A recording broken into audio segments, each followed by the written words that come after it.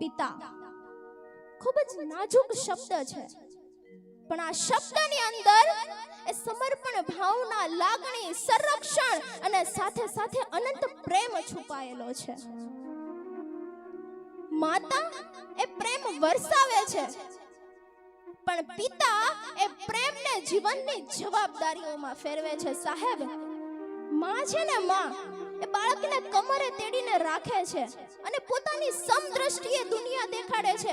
પણ આ દુનિયામાં, આ જીવનમાં બાપ જ એવું વ્યક્તિત્વ છે કે પોતાથી પણ ઊંચું એ ખભા પર બેસાડીને બાળકને જોવડાવે છે કે બેટા જો કે આ દુનિયા શું છે, આ દુનિયા કેવી છે. આ વ્યક્તિત્વ એકમાત્ર ને એકમાત્ર બાપ જ હોઈ શકે. કીધું તું પહેલાની જેમ માં વિશે આ દુનિયામાં ઘણું લખાણું છે સાહેબ, પણ બાપ શબ્દ આવે ને, જેમ જંગલમાં સિંહ ગર્જના કરે અને આખું જંગલ ગજાવી ઉઠે, એમ બાપ શબ્દ આવે ને આપણું હૃદય પણ ગજી ઉઠે છે સાહેબ, કે મારો બાપ છે આ. અને એટલે જ કદાચ એક કવિએ લખ્યું છે કે બેટા તું ચિંતા ના કર, હજી હું બાપ બેઠો છું. બેટા તું તકલીફ હોય તો મને કે, હજી હું બાપ બેઠો છું. બેટા તને શું થયું છે, તું ચિંતા ના કર, તો હજી હું બાપ બેઠો છું. બેટા તને જે કંઈ પણ જોઈએ ને તું મારી પાસે માંગી લેજે, હજી હું બાપ બેઠો છું. આ છે બાપ. આપણે ક્યારેક પડી જઈએ છીએ, માતા આપણને ઊભા કરે છે, પણ પિતા એ આપણને શીખવાડે છે કે બેટા તું જાતે ઊભો થા. જીવનમાં જ્યારે પણ આગામી દિવસોમાં તને પરિસ્થિતિનો સામનો કરવો પડે ને, ત્યારે તું જાતે ઊભો થતા શીખીશ. આ છે બાપ. સવારે વહેલા ઉઠીને કામે જાય છે અને થાકીને ઘરે આવે છે, છતાં પણ પોતાના થાકનો ક્યારેય ઇઝહાર નથી કરતા કે આજે હું થાકી ગયો છું.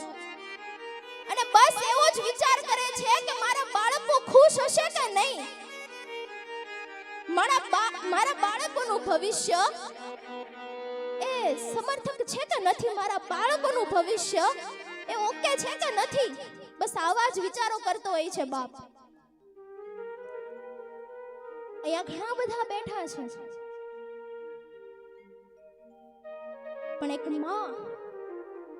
માં જ્યારે આપણને ખીજાય છે ત્યારે આપણને કઈ ફરક નથી પડતો, કેમ કે માના શબ્દો એ પ્રેમાળ શબ્દો લાગે છે આપણને. પણ ક્યારેક આપણને બાપ ખીજાય છે તો આપણને કઠોર લાગે છે, ગુસ્સેલ લાગે છે. પણ સાહેબ, જ્યારે ઉનાળામાં એ સૂરજ ધમધમતો તડકો આપે છે, પણ સાંજ પડતાની સાથે કેમ છાંયડો આવી જાય છે, એવો જ તો આ બાપ છે કે થોડી વાર એ ગુસ્સે થઈને આપણને આપણા રસ્તે મૂકી દે છે ને પછી ઓટોમેટિક શાંત થઈ જાય છે. એ છે બાપ. પોતે થાકેલો હોય છતાં પણ ચહેરા પર એ થાકને નથી અનુભવવા દેતો.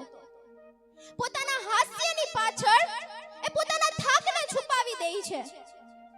પોતાના સપનાઓનો ત્યાગ કરીને બાળકોના સપનાઓને સાકાર કરવા માટે સતત મહેનત કરે છે. એ સ્વયંભૂ મૂર્તિ બાપની તમે ક્યારેક નિહાળો તો ખરા, કે સવારથી લઈને સાંજ સુધી સતત મહેનત કરે છે, પણ પોતાનું જીવન પોતાના પરિવાર માટે કુરબાન કરી દે છે.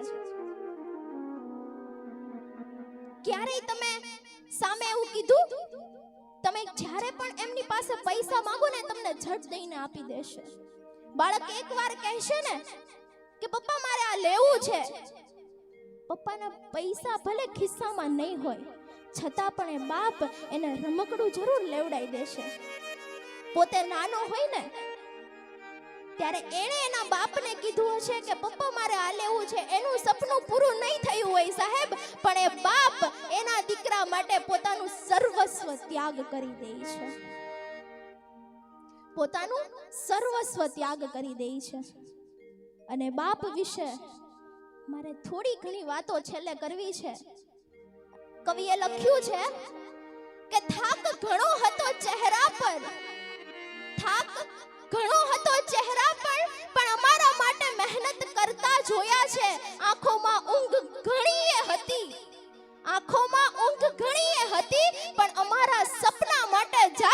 જોયા છે સાહેબ. તકલીફો ચારે બાજુથી હતી, તકલીફો ચારે બાજુથી હતી, છતાં પણ એકલા હાથે લડતા જોયા છે. પોતાના સપનાઓને ત્યાગ કરીને અમારા સપનાઓને અપનાવતા જોયા છે.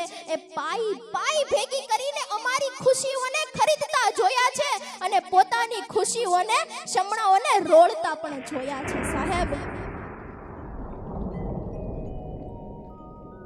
વ્યક્તિ એક છે, વ્યક્તિ એક છે પણ વિશેષતાઓ અનેક છે. વ્યક્તિ એક છે પણ વિશેષતાઓ અનેક છે. મેં પિતા સ્વરૂપે સ્વયં સર્જનહારને જોયા છે. મેં પિતા